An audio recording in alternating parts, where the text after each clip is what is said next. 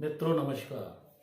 मैं आपका मित्र अशोक शर्मा, रिटायर्ड न्यायाधीश, आपके सामने पैरामीटर ऑफ लॉ के इस एपिसोड में आज एक इम्पॉर्टेंट टॉपिक सीआरपीसी को कैसा पढ़ें और कैसे पढ़ा जाए, मेरे से कुछ स्टूडेंट्स द्वारा पूछा गया है कि किस तरह से सीआरपीसी को याद रखा जाए। कृपया इस बारे में अपने सुझाव दें। तो इस वीडियो के माध्यम से मैं आपको ये बतलाऊंगा कि सीआरपीसी की स्टडी कैसे की जाए। इसके लिए सबसे पहले सीआरपीसी यानी दंड प्रक्रिया संहिता 1973 की है, जो 1 अप्रैल 1974 से प्रभाव में आई है। और सीआरपीसी पढ़ने के लिए सीआरपीसी एक प्रोसीजरल लॉ है, जबकि आईपीसी इंडियन पेनल कोड 1860 का है। इस के अंदर सब्सटेंटिव लॉ है। आईपीसी काफ़ी इंटरेस्टिंग है, जिसमें कौन से अपराध होते हैं, उनकी परिभाषा तथा उनके दंड को परिभाषित किया गया है। आईपीसी और सीआरपीसी पढ़ने के लिए एक साथ पढ़ा जाए तो बच्चों को तथा स्टूडेंट्स को याद भी होगा, समझ में भी आएगा तथा उसका लाभ भी उन्हें मिलेगा। इसके लिए मैं आपको बतलाता हूं कि किस तरह सीआरपीसी और आईपीसी को आप साथ साथ पढ़ें। इनके सेक्शंस को याद रखने के लिए, क्योंकि आईपीसी में 1 से 511 सेक्शन है, जबकि सीआरपीसी के अंदर 484 सेक्शन धाराएं हैं। काफ़ी बड़े बड़े ये दोनों अधिनियम हैं। इसको याद रखने के लिए सबसे सरल तरीका ये है कि जैसे मान लीजिए उदाहरण के लिए कोई भी अपराध घटित होता है, मान लीजिए चोट का ही अपराध है, किसी ने किसी की मारपीट की, 323, 324, 325, 326 भारतीय दंड विधान में इन्हें बतलाया गया है। इसको पढ़ने के लिए सबसे पहले तो आप ये देखें कि वह अपराध क्या है और ये कहाँ परिभाषित है।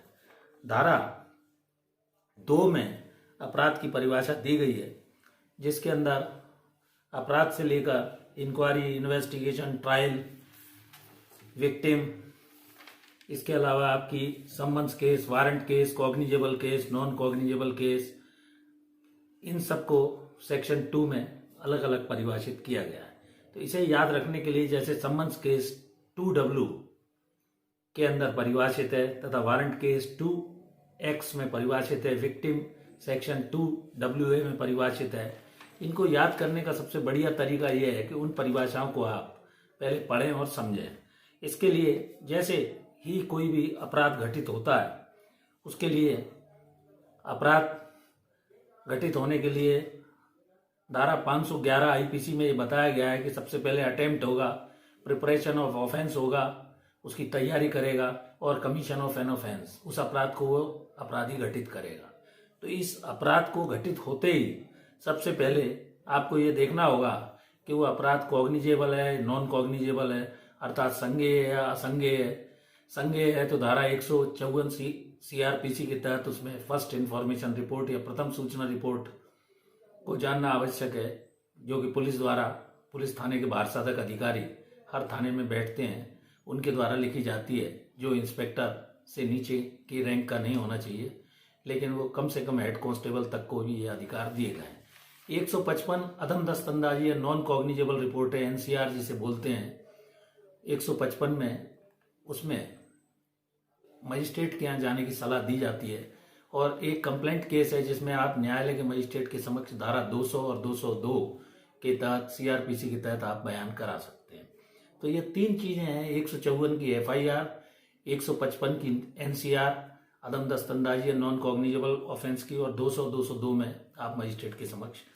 अब इसमें सबसे पहले ये देखना होगा कि कॉग्निजेबल ऑफेंस की रिपोर्ट तो एफआईआर के रूप में पुलिस थाने में लिख ली जाती है।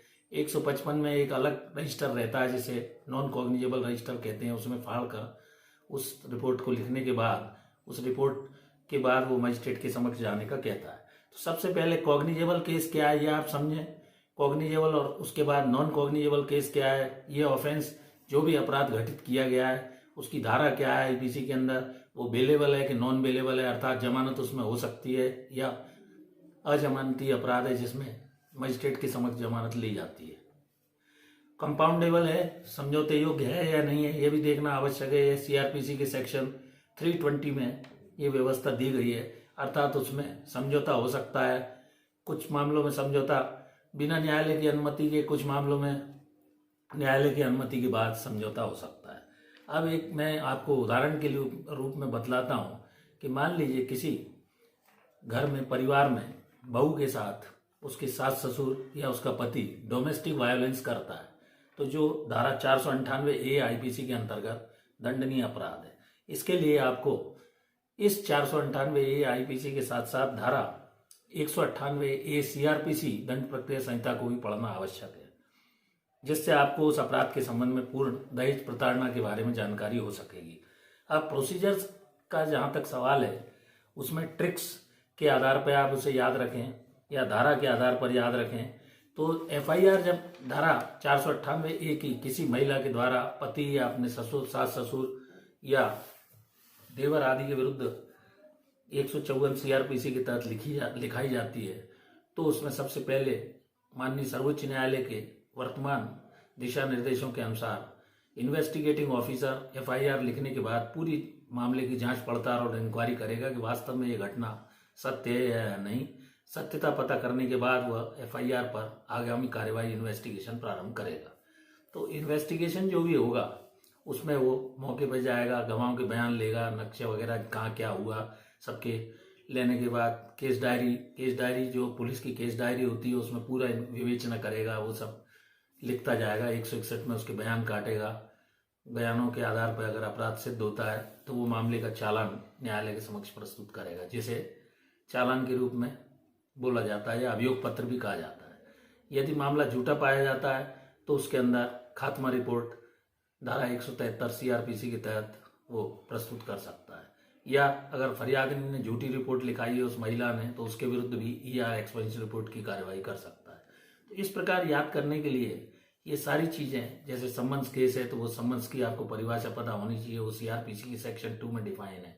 2W में सम्मन्स केस बताया तथा 2X में वारंट केस को परिभाषित किया गया। वारंट केस जो मतलब ऑफेंस गंभीर रूप का होता है वो वारंट ट्रायल और वारंट केस के रूप में माना जाता है। अब विक्टिम वगैरह भी बताया जो प्रभावित पक्ष है। इस प्रकार आपको अपनी मेमोरी इंप्रूव करने के लिए, इसे याद रखने के लिए मेमोरी आपकी अच्छी रहे, ट्रिक्स अनयूजुअल कोई ऐसी चीज आपको या जो रूटीन से हटकर हो उसे याद करें, हाईलाइट कर लें, उसको डायरी पेन रखें, समय समय पर लिखें, उसको बार बार मेमोराइज करें, जैसे भी आपको याद हो सकता है। जैसे मैं एक उदाहरण देता हूं, सेक्शन 24 सीआरपीसी के अंदर पब्लिक प्रोसिक्यूटर को डिफाइन किया गया है। लोक अभियोजक क्या होता है, उनकी क्या पात्रताएं, किस व्यक्ति को लोक सेवक के रूप में ये लोक अभियोजक बनाया जा सकता है। इसी प्रकार सेक्शन 25 के अंदर असिस्टेंट पब्लिक प्रोसिक्यूटर, जैसे एडीपीओ या डीपीओ भी बोलते हैं, जो अभियोजन के केस को न्यायालय के समक्ष मजिस्ट्रेट के यहाँ रखता है। इसके बाद सेक्शन 25A में डायरेक्टरेट ऑफ सीआरपीसी के डायरेक्टरेट ऑफ प्रोसिक्यूशन यानी अभियोजन संचालनालय की व्यवस्था दी गई है। तो ये धाराओं को आप पढ़ें, प्रैक्टिकली समझें, देखें कौन सा अपराध घटित हुआ है। इसकी अपराध की परिभाषा 2N सीआरपीसी में दी गई है। इसमें वही 4 स्टेज होंगी, attempt, commission of offence, guilty intention या मेंस रिया का होना भी आवश्यक है। कोई भी अपराध तभी घटित होगा जब वो गिल्टी इंटेंशन द्वारा किया गया है। इसके साथ सेक्शन 40 आईपीसी का भी आपको पता होना चाहिए, तभी आप अपराध को समझ सकेंगे। किसी जूरिस्ट की आप एक दो जो आपको अच्छा लगता है उसकी परिभाषा याद कर लें। कनेक्टिंग तरीके से जब आप किसी भी सीआरपीसी को पढ़ेंगे, आईपीसी को साथ में पढ़ेंगे, तब आपके चीजें जल्दी समझ में बच्चों आएगी। इसमें मैं आपको यह भी बतलाता हूं कि कुल मिलाकर ट्रिक्स से एमसीक्यूज वगैरह तैयार करें, ऑब्जेक्टिव पैटर्न देखें जब स्टडी हो जाए, कोर्ट में केस कैसा चलता है उसकी पूरी प्रक्रिया को समझें, प्रोसीजर का रिवीजन करें। बार बार पढ़ने से एक कहावत है, विद्या ददाति विनयम विनयाद्याति पात्रताम पात्रत्वाम धन मापनोति धनात् धर्मम ततो सुखम। अर्थात विद्या से विनय, विनय से पात्रता, पात्रता से धन, धन से धर्म और उसके पश्चात सुख प्राप्त होता है। यदि लॉ फील्ड में आपको मास्टरी करना है और अच्छी तरह से पारंगत होना है तो इसके लिए अपने मस्तिष्क को शार्प रखना पड़ेगा, याददाश्त अच्छी करनी पड़ेगी, पैनी याददाश्त और क्षमता बढ़ानी होगी। इसके लिए ब्रेन पावर रियलिटी में आपको बढ़ाना होगा। इसके लिए असीमित कैपेसिटी हर छात्र के, हर स्टूडेंट के मस्तिष्क में ईश्वर द्वारा प्रदत्त है और दी गई है। How to improve memory power, इसके लिए आपको थोड़ा मेडिटेशन, योगाभ्यास आदि भी करना होगा। डेली उसका रिवीजन करना होगा। अगर लॉ फील्ड ली है, इससे अच्छी कोई फील्ड हो नहीं सकती है, जो जीवन में काफ़ी आपको उपयोगी और लाभदायक सिद्ध होगी, ऐसा मेरा मानना है। क्योंकि मैं स्वयं एक साधारण घराने से, मध्यम वर्गीय परिवार से आया हुआ था। मैंने पढ़ लिख कर LLM तक, MSc LLM तक शिक्षा हासिल की और उस आधार पर मैं आपको ये सुझाव दे रहा हूँ कि लॉ इज ए पावर, और ईश्वर ने जो आपको मस्तिष्क दिया है उसमें ब्रेन पावर का यूज करते हुए, जैसे एक बल्ब के अंदर लाइट जाती है और वो प्रकाश देता है, उस तरह से 18 वर्ष की आयु के बाद वैसे भी कुल मिलाकर उतनी क्षमता अनुभव के आधार पर और याददाश्त धीरे धीरे बढ़ती जाती है।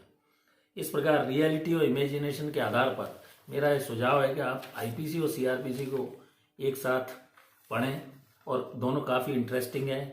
IPC सब्सटेंटिव लॉ है तथा CRPC प्रोसीजरल लॉ है। तो कोई भी ऑफेंस जब घटित होता है, उस ऑफेंस के संबंध में पूरी जानकारी आपको LLB करते समय IPC और CRPC के माध्यम से एक साथ पढ़ने से हो सकती है, और सेक्शंस भी आपको याद हो जाएंगे। तो इस प्रकार कुल मिलाकर आप IPC और CRPC को एक साथ पढ़कर बहुत सारी चीज़ें याद रख सकते हैं, और यह आपके जीवन में, आशा करता हूँ, इस तरह की प्रक्रिया अपनाने से फलदायी और सफल होंगे आप, और आपका भविष्य उज्जवल होगा, ऐसी मेरी कामना है। आशा करता हूँ कि IPC और CRPC के संबंध में, CRPC किस तरह पढ़ें, ये वीडियो आपको अच्छा लगेगा। यदि मेरा यह वीडियो अच्छा लगे और अभी तक आपने इस चैनल को सब्सक्राइब नहीं किया है तो please subscribe this channel, like and share this channel. और भविष्य में भी मैं विभिन्न कानूनी विषयों पर समय समय पर आपके सुझावों के अनुसार हर टॉपिक पर लॉ के प्रकाश डालता रहूँगा। Thank you for watching this video. नमस्कार।